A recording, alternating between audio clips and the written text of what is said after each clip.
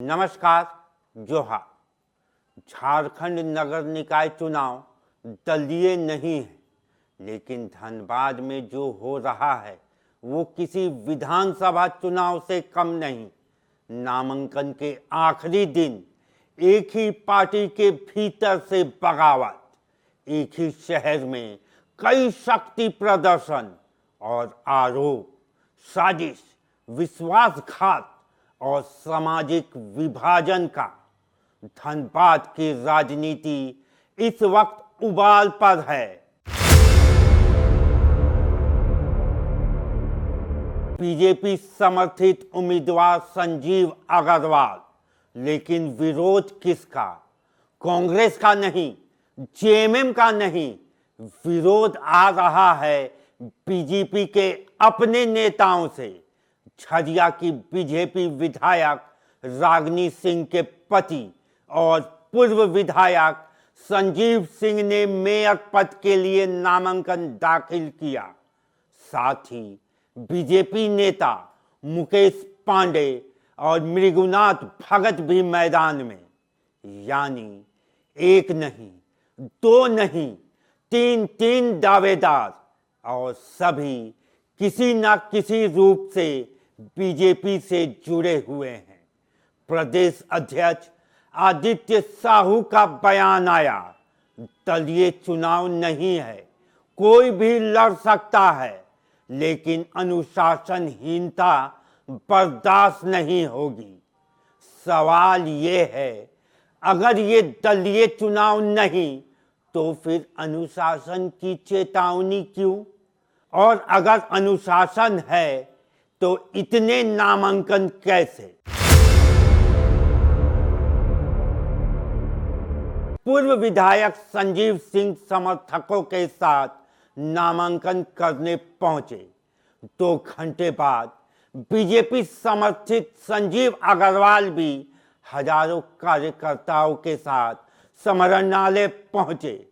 साथ में प्रदेश अध्यक्ष आदित्य साहू, सांसद ठुल्लू महतो, विधायक राज सिन्हा जैसे दिग्गज। ये सिर्फ नामांकन नहीं था, ये संदेश था, हम ही असली उम्मीदवार हैं। लेकिन उसी बीच सोशल मीडिया पर भाजपा नेता कृष्ण अग्रवाल का आरोप, ये रणनीति नहीं, खुला षड्यंत्र है और इसके सूत्रधार स्वयं विधायक राज सिन्हा है।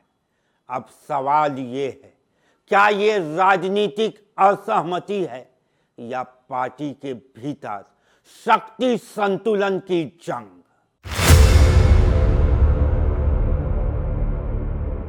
और इसी घमासान के बीच सबसे बड़ा मोड़ धनबाद के निवर्तमान महापौर चंद्रशेखर अग्रवाल, जो कभी बीजेपी का चेहरा थे, अब जेएमएम समर्थित उम्मीदवार हैं। 2 दिन पहले दुमका में मुख्यमंत्री हेमंत सोरेन के सामने सदस्यता ग्रहण की। यह सिर्फ पार्टी बदलाव नहीं, ये धनबाद की राजनीति का भूचाल है। उनके समर्थकों का दावा, उन्होंने विकास किया, भ्रष्टाचार मुक्त प्रशासन दिया, जनता के बीच मजबूत पकड़ बनाई। आरोप ये है कि बढ़ते जनाधार से घबराकर उन्हें हराने की रणनीति बनाई गई। उनके ही समाज से उम्मीदवार उतारा गया और पारंपरिक वोट बैंक में दरार डालने की कोशिश हुई।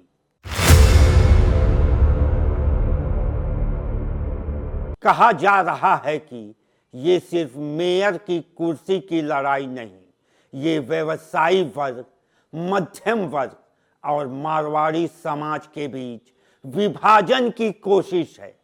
एक तरफ दावा विकास बनाम साजिश, दूसरी तरफ जवाब ये लोकतांत्रिक प्रक्रिया है। लेकिन जमीनी सच्चाई ये है, धनबाद में भाजपा का पारंपरिक वोट बैंक कई हिस्सों में बंटता दिख रहा है। और इसका सीधा फायदा किसे मिलेगा? क्या कांग्रेस के शमशेर आलम को या जेएमएम समर्थित चंद्रशेखर अग्रवाल को? राजनीतिक गणित साफ है, वोट जितना बचेगा समीकरण उतना बदलेगा।